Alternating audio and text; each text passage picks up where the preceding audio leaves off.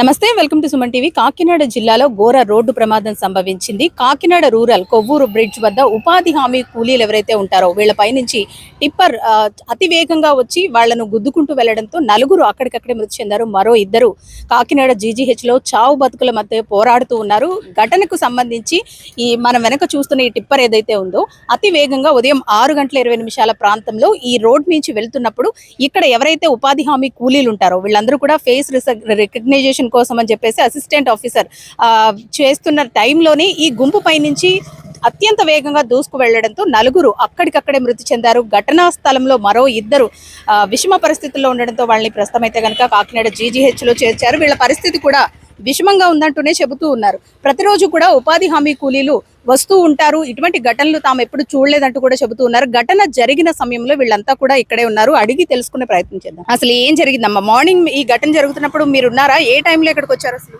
ఉదయం 5:30కి వచ్చేస్తాం మేడం. మేము ఫొటోస్ అయిపోయినాయి, ఇంకో 5గురికి ఫోటోలు తీయాలి.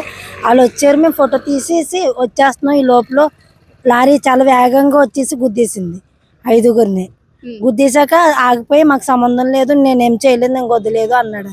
మేము అతన్ని ఆపేసి అంబులెన్స్కి ఫోన్ చేసి అంబులెన్స్ వచ్చింది. పోలీసులు కూడా వచ్చే వరకు ఉన్నాం. పోలీసులకి ఆయనకి చెప్పేశాక మాకు సంబంధం లేదు, నేను ఏం చేయలేదు అని చెప్తున్నాను. మేము మరి దీనికన్నా పరిష్కారం చెప్తారా మీరు ఎంతమంది వచ్చారమ్మా ఉపాధి హామీ కూలీలు? మొత్తం 60 మంది అండి. ఇక్కడ పైన 20, కింద 20, అక్కడ 20 జరుగుతాయండి. ఇక్కడ పైకి వచ్చినప్పటికి 20 మంది 15 ఫోటోలు అయిపోయినాయి. ఇంకా 5గురికి వచ్చారు.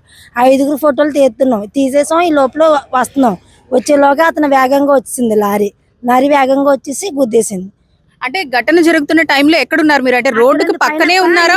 ఇటు లారీ అటు సైడ్ రావాలి, అయితే లారీ ఇటు వచ్చింది, ఇటు నుంచి వచ్చింది లారీ. ఆడు లెఫ్ట్ రావాలి, రైట్ నుంచి వస్తాడు మేడం. ఇక్కడ ఇలాగే వారుకున్నాం, మేము అందరం వారుకే ఉన్నాం. వారుకుంటే మా మీద నుంచి చూసుకుంటే అక్కడ ఒక పిల్లర్ ఉంది, ఆ పిల్లర్ని కూడా దాటుకుంటూ వచ్చి గుద్దేశాడు. ఘటన జరిగే టైంలో మీరు అక్కడే ఉన్నారు కదమ్మా, అసలు ఏం చూసారు? అంటే అత్యంత వేగంగా వచ్చిందా ఏంటి? మమ్మల్ని క్రాస్ చేసుకుంటూ వస్తుంది. పైన మేము 12 మంది ఉన్నామండి, కింద 80 నడుపుతున్నారు. మేము మమ్మల్ని 4గురిని క్రాస్ చేసుకుంటూ వచ్చి కింద 80లోని ఆ 2 దూకేశారు. 6గురేమో నలిగిపోయారండి ఆ చక్రాల కింద. ఎదురు కొను ఊపిరితో కొట్టుకుంటున్నారు. ఒకళ్ళు తీసేసి ఒక అప్పలో. అమ్మ, మీ అత్తయ్య గారు అమ్మ ఇందులో చనిపోయిన ఆమె? అత్తయ్య గారు, నేను ఫీల్డ్ స్టేషన్ మేడం గారు. అత్తయ్య గారు చనిపోతాయి. మీ అత్తయ్య గారు చనిపోయారు. ఆ టైంలో మీరు ఉన్నారమ్మా? ఇక్కడ ఉన్నా సార్, ఇక్కడ ఉన్నాను మేడం గారు. నేను ఇక్కడ యాక్సిడెంట్ అయింది కూడా ఇక్కడ ఉన్నాను సార్ మేడం గారు. నేను ఆ ముందు కూడా ఎవరినో డాష్ ఇవ్వబోయి పక్క నుంచి తప్పించి వచ్చాడంటున్నారు. మమ్మల్ని క్రాస్ చేసాడు. మమ్మల్ని కొంచెం క్రాస్ గా చేసి మమ్మల్ని ఎదరోళ్ళని గుద్దేశాడు. మేము వెనకాల 4గురు ఉన్నామండి, ఎదర 80 నడుపుతున్నారు. ఆ టైంలో ఎంతమంది ఉన్నారమ్మా ఇక్కడ? 20 మంది అండి మొత్తం. 20 మందిలో మేము 10 మంది నడుస్తున్నామండి, ఎదర 80, మేము వెనకాల 4, 12 మంది అండి మొత్తం. సరే, ఏం జరిగింది సార్? అంటే అత్యంత వేగంగా వచ్చింది అంటున్నారు, అదే కారణం అంటారా? లేదంటే కొంతమంది మద్యం సేవించి ఉన్నాడు డ్రైవర్, దానివల్లే వేగంగా వచ్చాడని కొంతమంది అంటున్నారు. అసలు ఏం జరిగిందంటే ఏ టైంలో జరిగింది? అంటే 6 చిల్లర జరిగిందండి మార్నింగ్. ఇది 6:30 ఆ ప్రాంతంలోని. అంటే అడిగితే చెప్పిన విషయాన్ని చెప్తున్నాను నేను. అంటే ఒక పక్కనేమో ధాన్యం గుట్టలు వేసుకోవడం, ఇవి పక్కనేమో వీళ్ళు ఉండడం, ఎంత ట్రాఫిక్ కూడా చాలా ఇబ్బంది కలిగే పరిస్థితి కూడా కొన్ని కొనసాగుతుంది. మనం చూస్తుండగానే ఉంది అది అలాగా. అట్లా ఇంకోటి ఏంటంటే ఈ ఫోటో సిస్టమ్ వచ్చిన తర్వాత ఉపాధి కూలీలు చాలా ఇబ్బంది పడుతున్నారు. ఆ ఇబ్బందులు అలాంటి ఇబ్బంది కాదండి. ఫోటో తీసినప్పుడు సరిగ్గా రాకపోవడం, నా ఫోటో రాలేదని వాళ్ళు మానసికంగా బాధపడడం, ఇవన్నీ కూడా మొత్తం ఉపాధి కూలీలు అందరూ కూడా ఇదే అదే జరుగుతుందండి. వాళ్ళ ఫోటోల వల్ల కూడా చాలా ఇబ్బంది పడుతుంది. దీని ఉపాధి కూలీ సంఘాలు కూడా ఏం చెప్తుందంటే ఫోటో సిస్టమ్ తీసేయండి, మామూలుగా గతంలో ఎలాగైతే ఉండేదో ఆ పద్ధతే పెట్టండి అని చెప్పడం ఒకటి జరిగింది. అంటే యాక్సిడెంట్కి దానికి సంబంధం కాదు, అంటే ఫోటోలు తీయడం వల్ల కూడా ఎంత ఇబ్బంది పడుతున్నారనే విషయం చెప్పాను.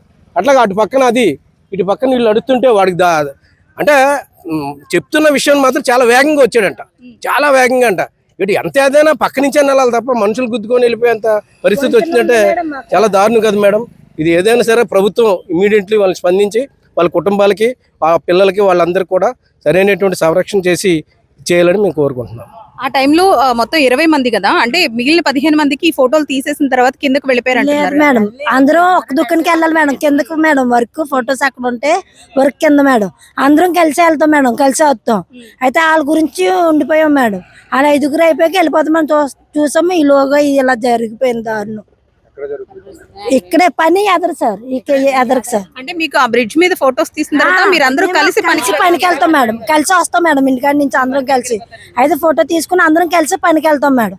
ఒకరున్నా సరే అందరం ఆగిపోతాం, ఆ ఒకరి కోసమే మళ్ళీ వెళ్తాం అందరం.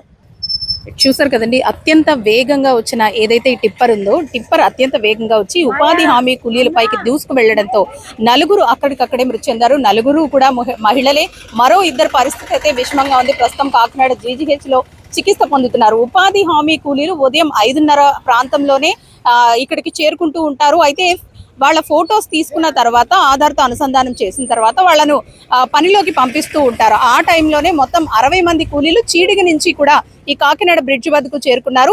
20 కింద వీళ్ళను గ్రూపులుగా విడదీసి వీళ్ళకి ఫోటోలు తీసి పంపిస్తూ ఉంటారు. ఆ టైంలోనే వీళ్ళకి ఫోటోలు తీస్తున్న టైంలోనే ఈ దారుణ ఘటన చోటు చేసుకున్నట్టు కూడా ప్రత్యక్ష సాక్షులైతే చెబుతూ ఉన్నారు. ముఖ్యంగా ఈ ఫోటోలు తీసే టైంలో వీళ్ళందరూ కూడా ఒక గుంపుగా రోడ్డు పక్కన నిలబడి ఉన్న టైంలోనే అత్యంత వేగంగా ఆల్రెడీ ఈ టిప్పర్ ముందుగానే వేరొకళ్ళకి డాష్ ఇవ్వబోయి పక్కకి తప్పుకొని వీళ్ళ మీదకి వచ్చిందంటూ కూడా ప్రత్యక్షంగా చూసిన వాళ్ళైతే చెబుతూ ఉన్నారు. ఏది ఏమైనప్పటికీ కూడా నలుగురు దుర్మరణం పాలయ్యారు. మరో ఇద్దరు చావు బతుకుల మధ్య కొట్టుమిట్టాడుతున్నారు. ఇటువంటి ఘటనలు పునరావృతం కాకుండా అధికారులు చర్యలు తీసుకోవాలి.